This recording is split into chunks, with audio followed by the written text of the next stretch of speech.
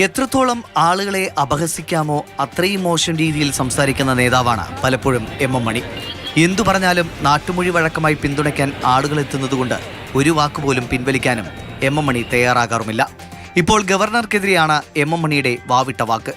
ഭൂപതിവ് ബില്ലിൽ ഒപ്പുവെക്കാത്തതാണ് അദ്ദേഹത്തെ ചൊടിപ്പിച്ചത്. ഇവിടുത്തെ ജനങ്ങളെ ആകെ ബാധിക്കുന്ന നിയമമാണ് നിയമം. ആ നിയമം പാസാക്കി അയച്ചിട്ട് അത് ഒപ്പിടുകയല്ല. ആ ഒപ്പിടുകയല്ലാത്ത നാരിയെ വിളിച്ച് നിങ്ങൾ ഇവിടെ വിരുന്തോട്ടുകയും സ്വീകരിക്കുകയും ചെയ്യുന്നെന്ന് പറഞ്ഞാൽ ഈ ഇടുക്കിയിലെ ജനങ്ങൾ വിഡ്ഢികളാണോ?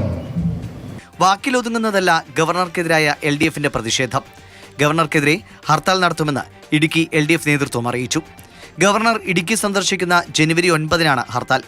ഭൂനിയമ ഭേദഗതിയിൽ ഒപ്പുവയ്ക്കാത്ത ഗവർണറുടെ നടപടിയിൽ പ്രതിഷേധിച്ച് LDF രാജ്ഭവൻ മാർച്ചും തീരുമാനിച്ചിരുന്നു. അന്നേ ദിവസം ഗവർണറെ തൊടുപുഴയിലേക്ക് ക്ഷണിച്ച വ്യാപാരി വ്യവസായി ഏകോപന സമിതിയുടെ നിലപാടിനെയും എം മണി വിമർശിച്ചു. ഗവർണറെ ഇടുക്കി ജില്ലയിലേക്ക് വിളിച്ചു വരുത്തി വിരുന്നൂട്ടാനുള്ള വ്യാപാര സമൂഹത്തിന്റെ നീക്കം അസംബന്ധമാണെന്ന് എം മണി. കേരള വ്യാപാരി വ്യവസായ ഏകോപന സമിതി ഇടുക്കി ജില്ലാ കമ്മിറ്റി നടപ്പാക്കുന്ന കാരുണ്യം എന്ന പദ്ധതിയുടെ ഉദ്ഘാടനത്തിനായാണ് ഗവർണർ ഇടുക്കിയിലെത്തുന്നത്. തിരുവനന്തപുരത്ത് പട്ടത്ത് ഗവർണർക്ക് നേരെ SFIയുടെ കരിങ്കൊടി കാണിക്കലും ഇന്നുമുണ്ടായി.